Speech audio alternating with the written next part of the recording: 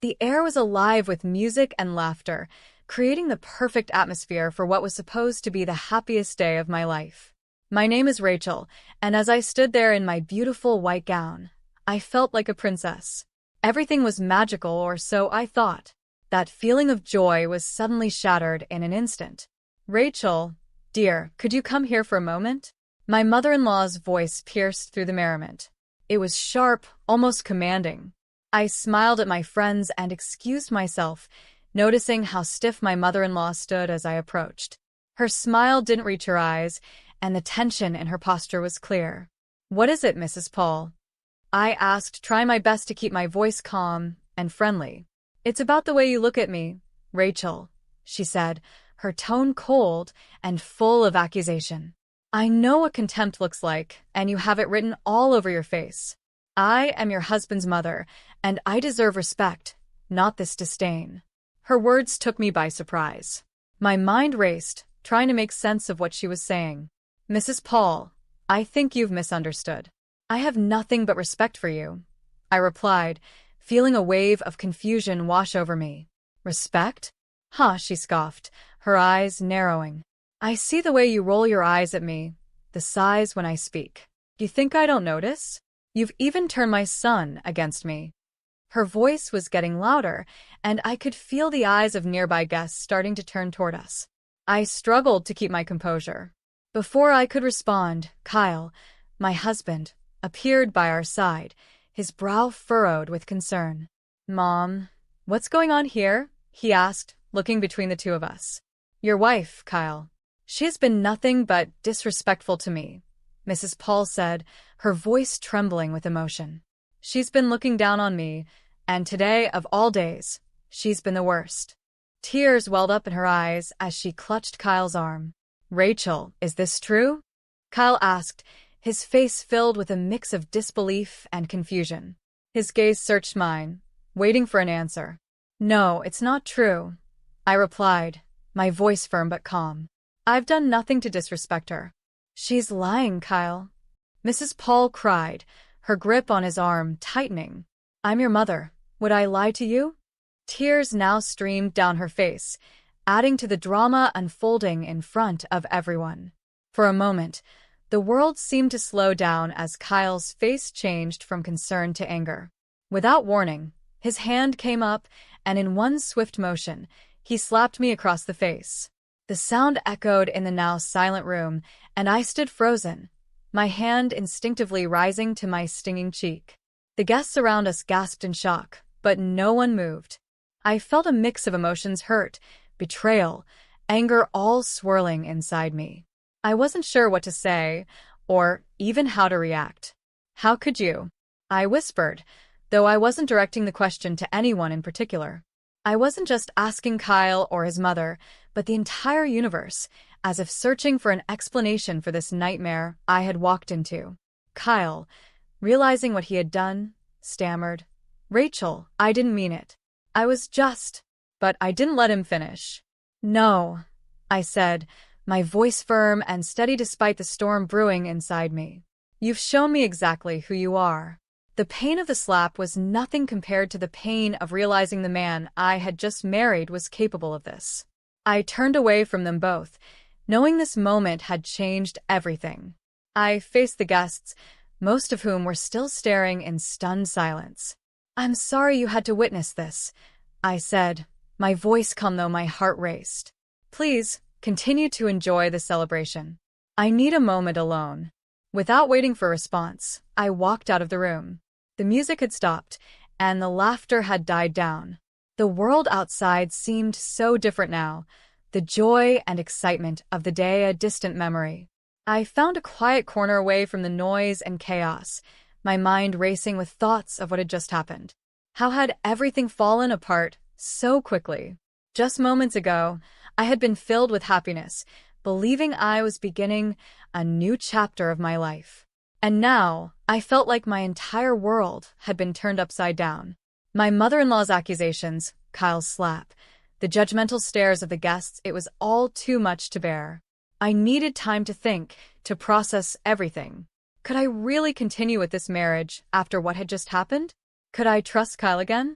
The questions weighed heavily on my mind as I stood there, feeling lost and unsure of what to do next. But one thing was clear. My life had changed, and there was no going back. The perfect day I had imagined was gone, replaced by something darker and more painful. What I had to do now was figure out how to move forward, even if that meant doing it alone. I walked away from the crowd, and as soon as I did, I could hear the whispers start behind me. But I refused to let them affect me. I kept my head held high, knowing that this was not the end for me. Instead, it was the beginning of something new. My mind started racing, forming a plan. I wasn't going to let this humiliation go unanswered. I would find justice for what had happened today. Once I reached the privacy of the bridal suite, I allowed myself to finally feel the emotions I had been holding back. Tears streamed down my face, but they weren't just tears of pain, they were also tears of determination. This moment wouldn't break me. I would not be a victim. I would rise above this and become a victor. My resolve was stronger than ever. After everything that had happened, I knew that I had to take action. I couldn't let them get away with it. The first step in my plan was to gather proof, undeniable evidence of the way Kyle and his mother had treated me. I decided to hire a private investigator to help me.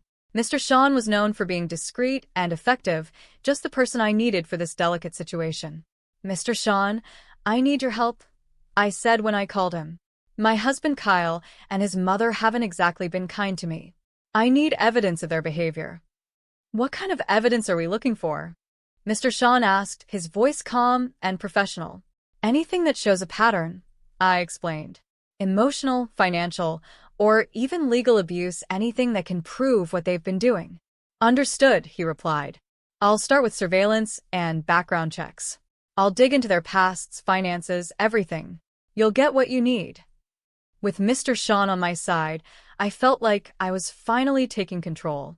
I began recording every interaction I had with Kyle and his mother. Every phone call, every conversation, I needed all the evidence I could gather. I wasn't going to leave anything to chance. In the midst of all this chaos, my best friend Maria became my biggest source of comfort and support. She had been there for me through everything. "Maria, I don't know how I would get through this without you," I confessed one day when things felt especially overwhelming. "You don't have to go through this alone," she reassured me. "I'm here for you always." "So, what's the plan?" "I'm collecting evidence," I said, explaining my plan to her. "Mr. Sean is helping too. I want to expose Kyle and his mother for who they really are." Maria looked at me with concern. "Be careful, Rachel," she warned. "They're not going to see this coming, and when they do, they'll be furious." "I know," I nodded. "But I can't let them get away with this." Over the next few weeks, the evidence I collected started to build up. It was clear from the phone calls that Kyle's tone was often aggressive and demeaning. The financial records Mr. Sean uncovered revealed just how much control Kyle's mother had over his assets. Some of the transactions we found were questionable, hinting at possible fraud. The more we uncovered, the more disturbing the picture became. One evening, Maria and I sat down together to review all the findings. As we combed through the documents, something jumped out at us. "Look at this, Maria," I said, pointing to a series of bank statements. "They're moving large sums of money, but where is it all going?" "And these emails," Maria added, scanning through them. "It sounds like they're planning something, but we don't know what yet." "We need to connect the dots," I said, feeling the weight of everything we were uncovering. "This isn't just about emotional abuse anymore. There's a whole web of lies and manipulation going on." Maria's eyes widened as she stared at the evidence in front of us. "Rachel, we're on to something big here," she said, her voice filled with both excitement and fear. The more I delved into the evidence, the clearer it became that Kyle and his mother were involved in more than just toxic behavior. This went beyond their mistreatment of me. They were hiding something much bigger, something possibly illegal. I could feel the truth slowly unraveling, and I was determined to see this through to the end. As the days passed, I became more focused on my goal. I wasn't just collecting evidence for myself anymore. I was uncovering a story of deceit and manipulation that needed to be exposed. Kyle and his mother had spent years weaving this web of lies, but now I had the power to tear it all apart. There was still much to be done, but I was no longer the helpless bride they had tried to humiliate. I was stronger than they had ever realized, and soon, the truth would come to light. This wasn't just about getting justice for myself, it was about making sure they faced the consequences of their actions. I wasn't sure how things would end, but one thing was clear. I was ready to fight, and I wasn't going to back down. The whispers of that day were nothing compared to the roar of truth that was about to come crashing down on them. I would no longer be a victim of their games. I would be the one in control. I started to piece it all together. Looking over the documents again, I realized something shocking. "I think they're embezzling funds from Kyle's company," I said to Maria, my voice barely above a whisper. "These documents, they're incriminating." Maria looked at me, her face serious. "Rachel, this is really serious. You need to be careful. They won't take kindly to being exposed." "I know," I said, feeling a mix of fear and determination. "But I can't back down, not now. There's too much at stake." The evidence wasn't just about how cruel they had been to me. It was more than that, it pointed to serious criminal activity. I had everything I needed to make a move, and it was time to come up with a plan to bring them to justice. It was also time to take back control of my life.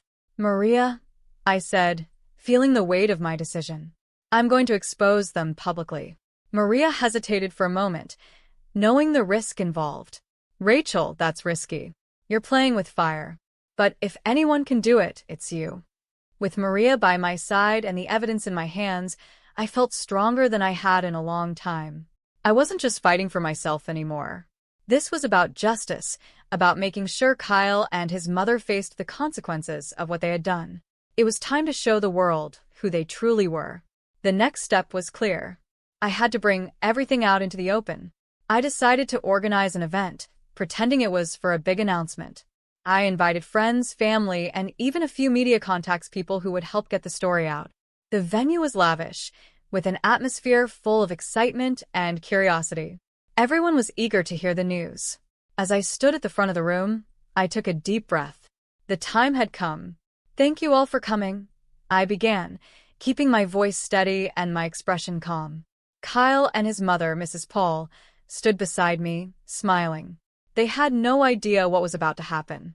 "Rachel, darling, we're so proud of you," Kyle said, his voice sweet but insincere. "Whatever the announcement is, we support you." His words felt like poison, but I stayed composed. "I've gathered you all here to share some important truths," I said, pausing to gauge the room's reaction. "Truths about my marriage and about the Paul family." Mrs. Paul's smile faltered. "Truths?" she repeated, her voice shaky with a mix of confusion and fear. "Rachel, what are you talking about?" "I'm talking about the abuse, the lies, and the illegal activities that have been going on behind the scenes," I said, my voice growing stronger with each word. The room went silent. The tension was thick, and all eyes were on me. "Rachel, have you lost your mind?" Kyle's face turned red, his anger barely under control. "Quite the opposite, Kyle," I said calmly. "I've never been more sane, and I've never been more sure of what I need to do." I gestured to the screen behind me. "Exhibit A," I announced as a video started playing. It was a recording of one of our many heated, abusive conversations. The crowd gasped as they heard Kyle's voice, full of anger and cruelty. The murmurs grew louder, and I saw Mrs. Paul's face go pale. Her hands started to tremble. "This is just the beginning," I said, holding up a folder filled with documents. "These papers show financial irregularities, embezzlement, fraud. It's all here." "You can't do this, Rachel," Kyle shouted, his voice a mix of pleading and threat. "You're ruining everything." I looked him straight in the eye. "I'm not ruining anything, Kyle. I'm exposing the truth. A truth that everyone deserves to see." The media personnel who had been invited started clicking their cameras, capturing every moment of this dramatic revelation. There was no turning back now. This was it. "Rachel, please." Mrs. Paul's voice was barely a whisper, her confidence shattered. "Let's talk about this privately. There's no need for this public display." I shook my head. "No, Mrs. Paul. No more private discussions. The time for hiding is over." As I continued to show more evidence, The reactions in the room varied. Some guests looked shocked, others shook their heads in disbelief. There were whispers and murmurs among the crowd, but no one could deny what they were seeing. Kyle and Mrs. Paul stood frozen, their masks of respectability slipping away, revealing the truth beneath. "This is my story," I said, addressing the room. "A story of surviving abuse and standing up against injustice. I refuse to be a victim any longer." The event ended in a flurry of activity. Reporters swarmed around me, asking questions, while many guests approached to offer words of support and admiration. I had done it. I had exposed the truth, standing strong and maintaining my composure through it all. It was a moment of triumph, a moment where I finally reclaimed my power and my voice. But this wasn't the end. The courtroom was the next step, the place where everything would come to a final conclusion. As I sat in that stark, imposing room, a mix of nervousness and determination washed over me. My lawyer sat beside me, ready to fight for justice. This was the final act of my journey, and I was ready to see it through to the very end. I couldn't help but notice how uneasy Kyle and Mrs. Paul looked across the courtroom. Their once confident faces were now filled with anxiety as the trial began. "Your Honor, we are here to present the case against Kyle and Mrs. Paul," my lawyer said, his voice steady and strong. "This isn't just about a divorce. It's about years of emotional and financial abuse that Rachel has endured." Kyle leaned toward me from across the room, whispering, "Rachel, you can't win this. You're going too far." I met his gaze, my voice calm but firm. "This isn't about winning, Kyle. It's about justice. It's about showing everyone who you truly are." The trial moved forward, and my lawyer presented the evidence with precision. There were the recordings of Kyle's cruel words, the financial documents revealing their manipulation, and all the proof that painted a clear picture of the painful life I had lived. Each piece of evidence was undeniable. "Your Honor, as you can see, the evidence is overwhelming," my lawyer continued. "We are not only seeking a divorce, but also legal actions for the wrongs that have been committed against my client." Mrs. Paul, clearly rattled, tried to defend herself. "Your Honor, this is all just a misunderstanding. Rachel is exaggerating." Her voice was weak, even to her own ears. I looked straight at her, my words steady and direct. "Exaggerating? The evidence speaks for itself. You can't hide from the truth anymore." The judge listened carefully, reviewing all the evidence and testimonies presented. After what felt like an eternity, she finally made her ruling. "In light of the overwhelming evidence, I grant the divorce and order legal actions against both Kyle and Mrs. Paul for their conduct." As the gavel struck, a wave of relief and vindication washed over me. It was over. I had stood up to them, fought for justice, and emerged victorious. The long, painful chapter of my life was finally closed.